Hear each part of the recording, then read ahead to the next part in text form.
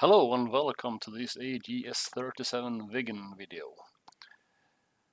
In this video we will perform a low altitude, zero visibility mission, penetrating into separatist airspace, performing a bombing on artillery position and egressing, hopefully without being killed or crashing.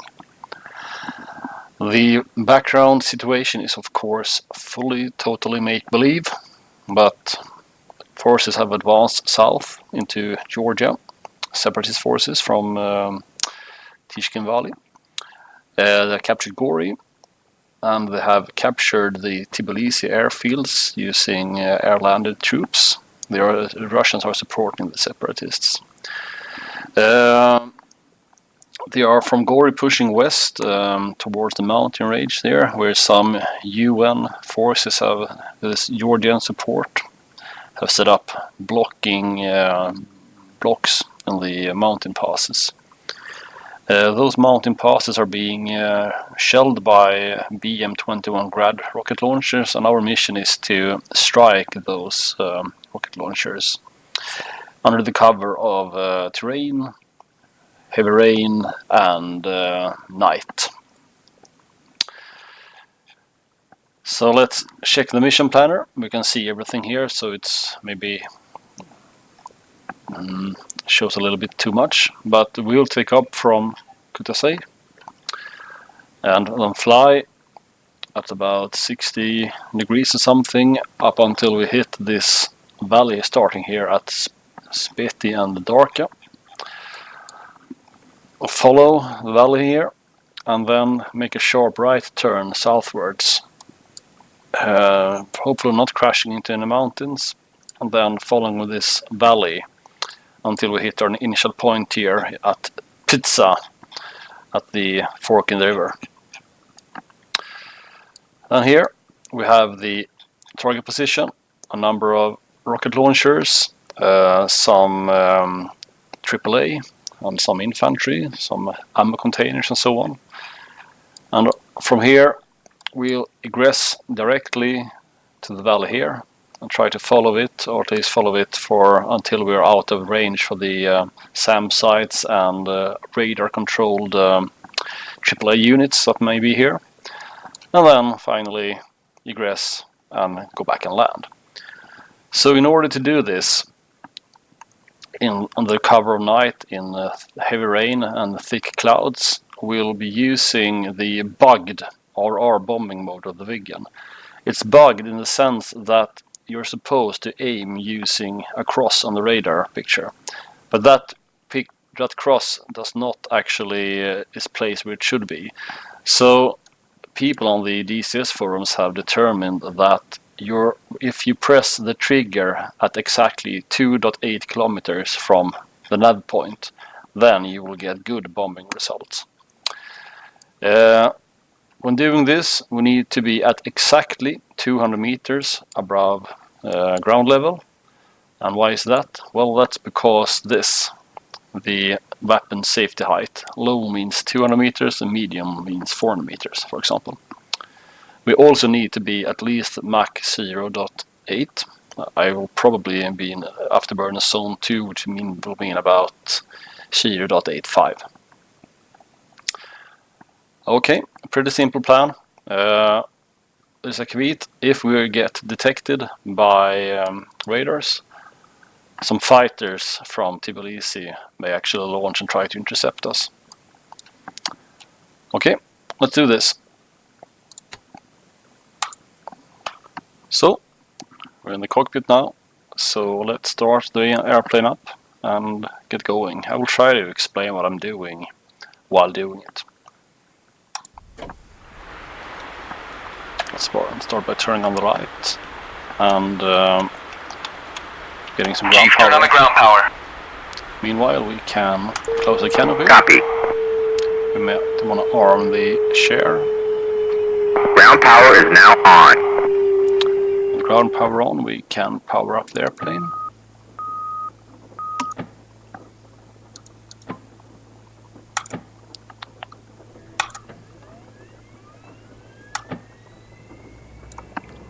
Start our data cassette. And now we're just gonna wait for a while. We might set up some things too, like cockpit lights. Very nice to have, I think. So perfect. So this one is now blinking, so we can go ref Lola in 9099 and enter.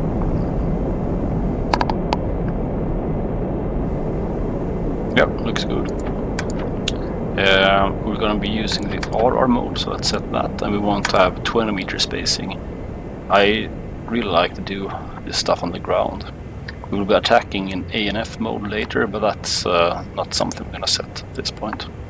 So the airplane is up and running, so we should be able to...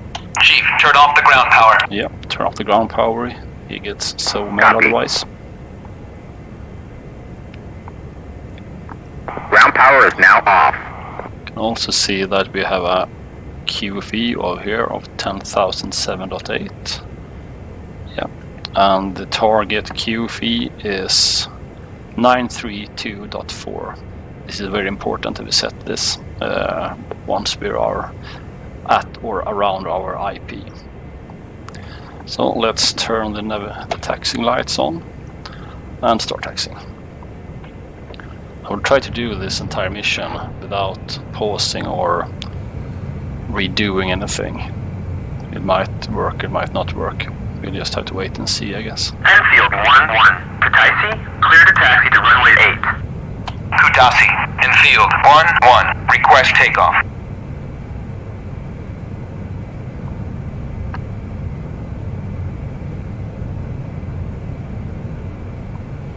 So this is some light bug in DCS where the light from my wingman, my AI wingman, is flooding my entire cockpit without any shadows being cast.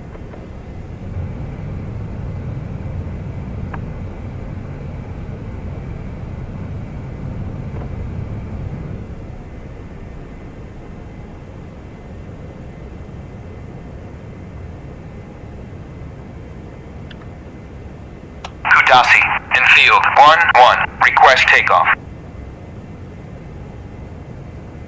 Enfield 1-1. Kutaisi, you are cleared for takeoff when ready. Climb 300 at QFE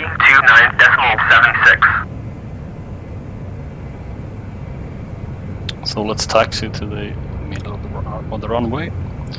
Line ourselves, switch navigation mode, set 3 degrees trim, and then we can launch. Ah, beautiful. There it is. Full stop. Gonna switch to nav now. Gonna trim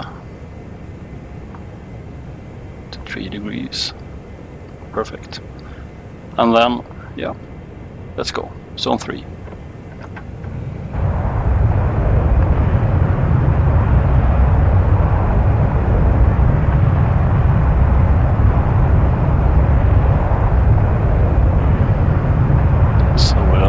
Rotate when the bar is there, right?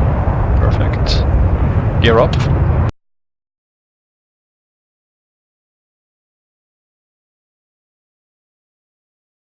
Some kind of altitude. We can set up the radar properly. So we want to use the terrain avoidance mode. So first let's switch to 15 kilometers, and now we're gonna switch on the terrain avoidance mode. We're gonna use max contrast, so black stuff is bad stuff, white stuff is safe stuff. And when doing this, from my experience, I think that combining what you see here, white stuff good, black bad, with your actual radar altitude is the way to use it, because even though this stuff is black, we can mostly see that the train in front of us isn't actually something we're gonna crash into, but with probably a slight rise there. So you can't trust this 100%. As we see when we're coming up now, the colors started lighting a little bit. So probably say that if stuff's dark, you should really avoid it. If it's starting to become light, then you're probably safe. But that could also be the type of terrain. I don't know how the terrain masking mode actually works. It should just detect edges, you know. So we're gonna cruise along here. What we can't see from here is that, let's bring up the glass too, is that we have a cloud cover on top of us. It's just like 100 meters above our heads. We have thick clouds. So we have a while to go. We have a breakpoint 1, 2, and 3, which are in the valley. And at 3, we're gonna brake hard and go south towards our initial point. So now we are actually beginning to get some higher ground ahead of us, and the terrain from here to steer point 1 is gradually increasing altitude-wise. As you can see here, we're now entering the clouds, so this was possibly the last we saw of the ground until until landing. So I tend to keep an eye on this. Right now we're quite fine, and an eye on the radar altitude. I try to keep at least 200 meters above ground level at all times when flying with the radar on the train avoidance mode, to have some safety margin. The spike we're seeing here is probably not the enemy SC6s, it's probably our own hog site. So as you can see, the next 5-6 miles or kilometers quite fine, but then we're getting a rise in the terrain as well. We're still 350, 360, but someplace pretty soon we'll have high terrain again.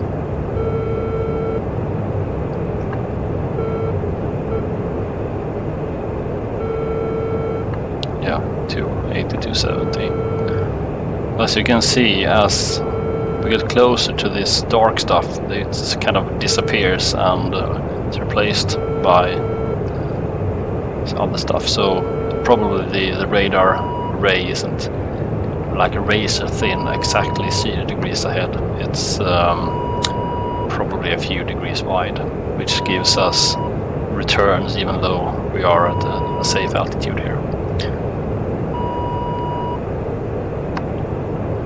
Yeah, we can now see that the spike has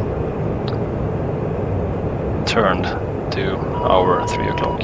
So now we are definitely getting rising terrain here, which is now kind of evening out. So we need to pay close attention to radar altitude and the radar at all times. Sometimes you can actually glimpse a little bit terrain around us. Turn off this the headlight. So here we can probably see a ridge forming about 10 kilometers ahead. So I mean, you don't use this mode to go 10 meters, 20 meters above ground level. I wouldn't do that. I would just crash.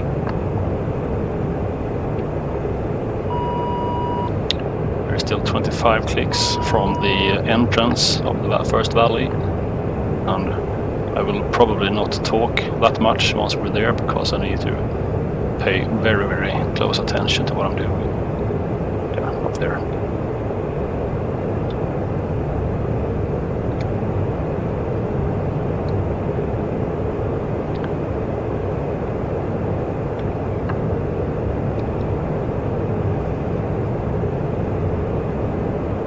Whoops, so it can go really fast. Suddenly we were at just 100 meters above ground level. I wasn't paying enough attention there. But now we're probably safe again, a few kilometers, and then we have to just make sure we don't get that too low radar altitude.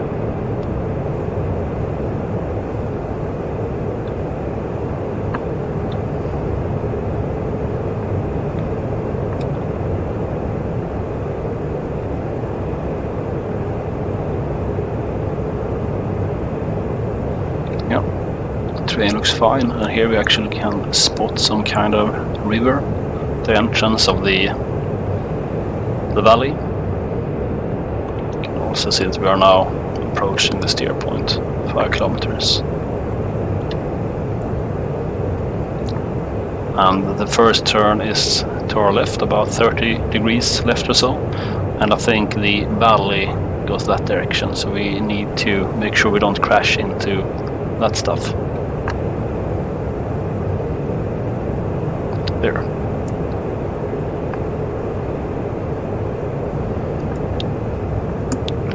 So 250, we can sometimes see the terrain through the clouds. Now we're a bit low. So yeah. We're soon at next steer point. We need to pull up a little bit. Luckily for us, we can actually see something sometimes.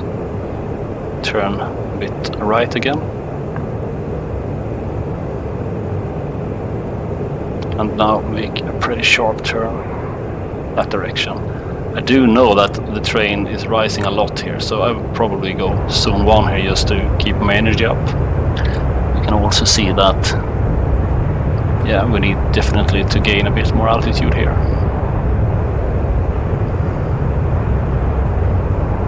Luckily we can see the contour. Maybe we're actually approaching the top of the clouds here. Whoops. MiG-21s taking off. Hope we don't get a date with them. And there we have a good sharp turn. Again, keep our altitude up a bit. Yeah, oh, look, we're above the clouds. Perfect. So as soon as there's a lower terrain, we're gonna descend again, because now we're being painted by some SAM radar or similar. Let's use the terrain masking here for at least a little bit.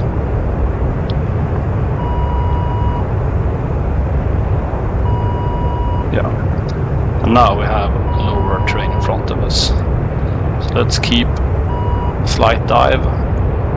Keep an eye on the radar altitude, and now it's also time pretty soon to set the QFE for the target. Terrain looks good. See the valley there. We're gonna stay in zone 1 since we're gonna need the energy pretty soon. I'm gonna level out now, and actually, yeah, that's perfect. Gonna adjust this to 932, right?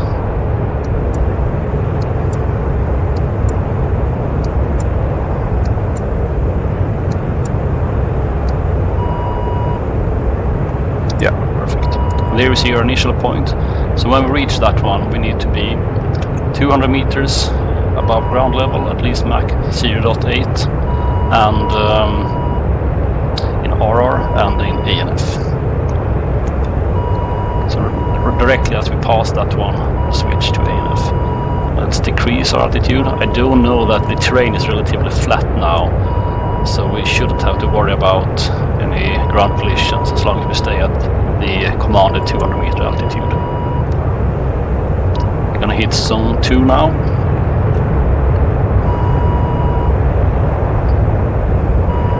And prepare to turn in 3, 2, 1, now. Yeah, switching to ANF. We're gonna unsafe. And now we just have to make sure we're at 200 meters. When this one hits 2.8, we need to fire. 200, perfect. Speed is 0, almost a bit fast actually. Okay, to gain a bit of altitude, 4 kilometers. There, pressing, and now we're just gonna hold the trigger until we have release. Perfect, and then switch to our waypoint 6 and hit zone 3. We are getting some hits. And this is the hairiest part, because now we may have SAMs firing at us. We have rising terrain and an aircraft that loves to dip its nose. So we need to pull up there and keep a careful eye out on the radar.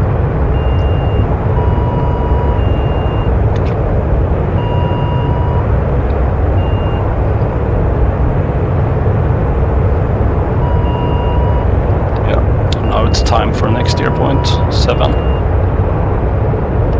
Make a left turn. Oops. Still very hard here. But yeah, the radar looks quite good. And we can probably pull up a little bit now and disengage the afterburner, because we're now in safe territory and doesn't have to care about the SAMs or AAAs anymore, and I think the MiGs haven't had time to reach us yet.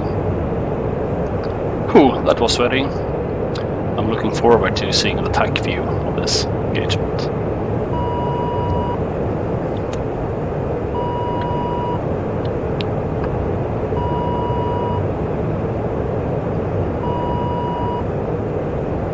Back to nav and another U-turn.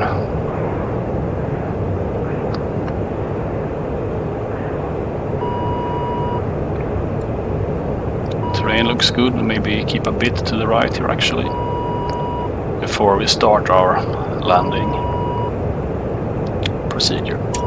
Let's need to breathe.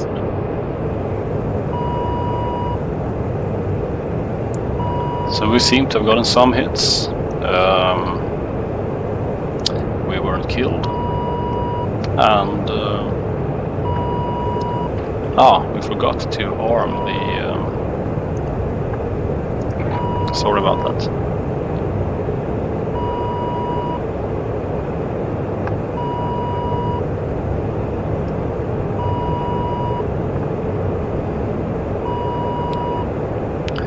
Yeah, so we're over friendly territory now, so we might as well start our landing procedure. Kudasi, in field 1-1, inbound. Enfield 1-1, Kutaisi, fly heading 272, Fort 40, QFE 29.76, runway 08, to pattern altitude. Yep, let's just use the steering orders. Remember, we need to use that steering order and the HUD and not that one in a land nav mode. Or at least once we click that one, of course.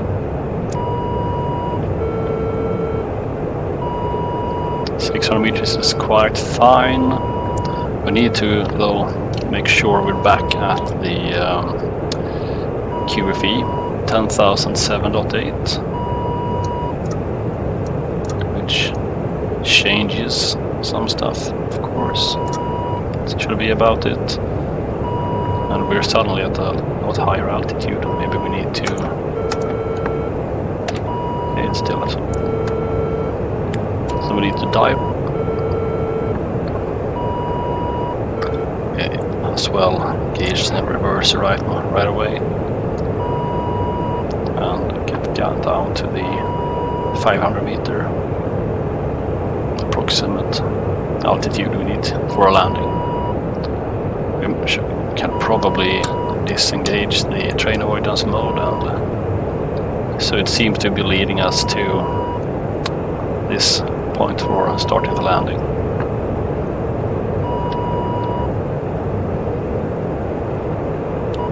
So it wants us to turn right now. We're a little bit low, and we'll probably be out of the clouds once we are on our final approach. Yeah, it's making us turn into this now. Perfect. We're still very fast, so let's pull down the throttle. Or decrease the throttle. It's perfect.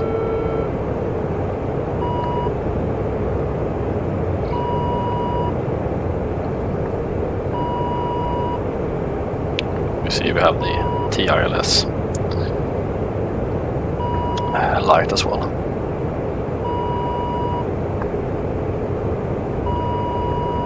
Still need to lose more speed, so let's increase even more. And once we get our landing gear out, it should be pretty soon actually.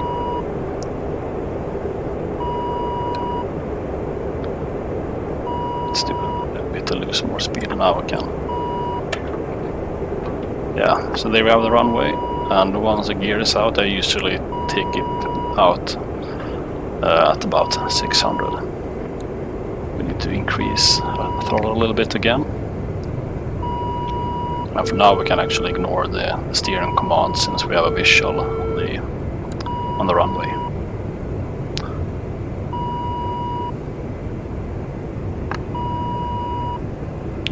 So landing the Viggen, I'm not an expert. Definitely not. Try to stay at about 300, 350 on the final approach, and then decrease a little bit more so we get a nice high alpha. Oh, I forgot to lower the HUD class. Yeah, looks good. Decrease throttle a little bit. So, whoops, maybe we're a little bit low. I'm oscillating. This will be fine.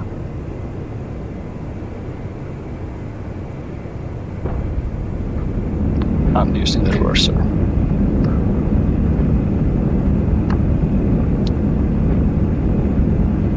Yeah. So use the brake a bit too. We landed. 1-1. Taxi to parking area. Lovely.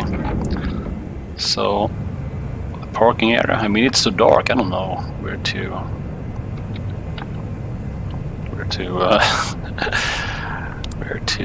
taxi almost.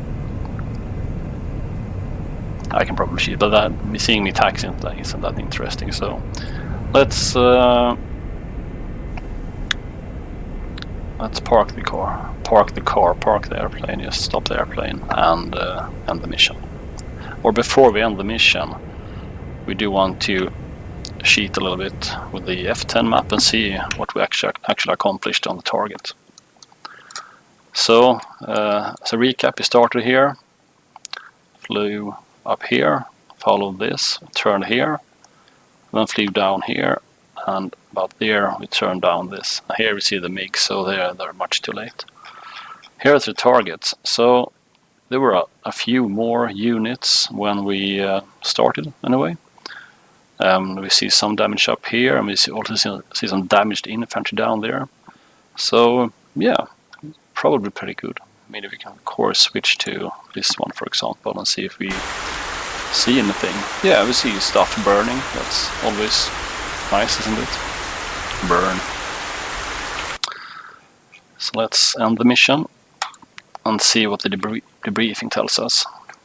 So we scored 6 kills and we survived, and we had a few number of hits on the BM-21s, few kills. Yeah, when I rehearsed this mission, I've actually flown this before. I had sometimes have like 11 or 12 vehicle kills, but let's now use TacView in order to see what we accomplished.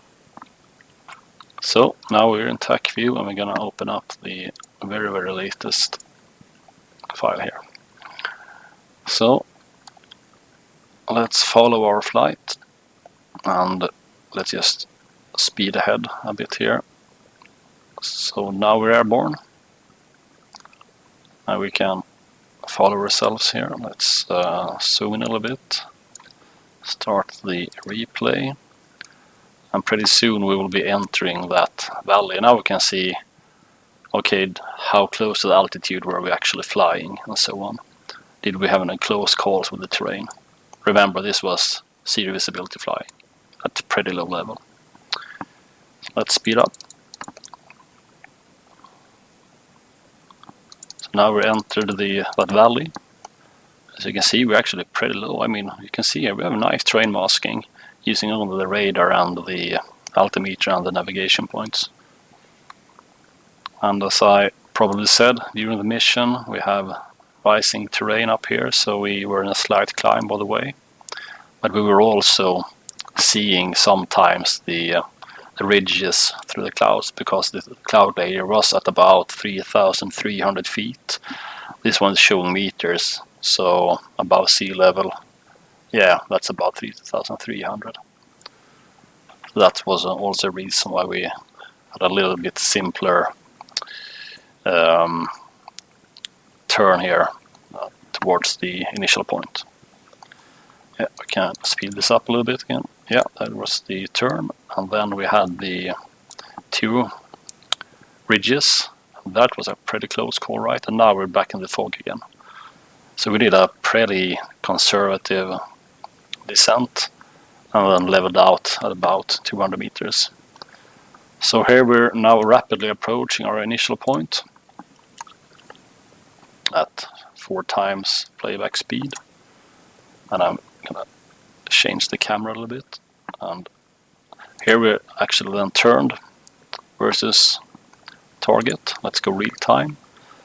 The wingman, he's just along for the ride.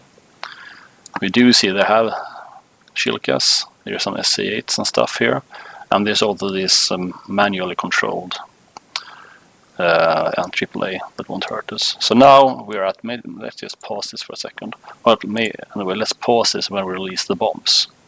Should be quite soon, right? There, but there. So we released a bit low, it seems, a 184 at Mach 0.87, which is fine, but okay, maybe the bombs were a bit short since, yeah, let's just see how it went. So let's decrease the speed a little bit. So once all the bombs were away, I did a hard turn. And, yeah, maybe a little bit early. Yeah. Or not. I mean, it's a pretty good coverage, right? I mean, that's about 2 tons of fragmentation bombs. Yeah, pretty good run, actually. So here is the, I think, the scariest part of this mission is the egress. On some practice run, I got shot down by SC8 because I was a bit slower than this. But we're pretty low and pretty fast. I mean, we're doing 1200 Mach of the speed of sound, right? And there we went to the first air point, maybe a bit late actually, and kept a pretty conservative altitude as well. And about here we decided, or I decided, okay, we can relax a little bit. We can see that the speed is decreasing and so on. The landing isn't that interesting. So, as we can see here, we had pretty good bomb coverage. We did not perform a navigation fix. We could possibly have performed a navigation fix on steer point, on the initial point, right, at that fork in the river. Sometimes about there, over there. But, well, the Terranav system provides very good accuracy. So we can actually just rely on releasing the bombs at a given, or pressing the trigger at a given distance. As I said, we were in radar ranging navigation bombing, or whatever you call it, and you're supposed to keep that little cross on top of the targets when you press the trigger. That doesn't work since the cross is misplaced, so at 2.8 kilometers I pressed, and it gave us a really precise coverage. And we were actually even a little bit low, and that didn't seem to matter that much either. I don't know how that bombing mode works, but it does work, which is a good thing, I guess. So, I think that's basically it. Maybe you enjoyed listening to this little video. I haven't done any of these long ones with commentary before, so I hope you enjoyed it, and have a good time today, and a happy new 2019.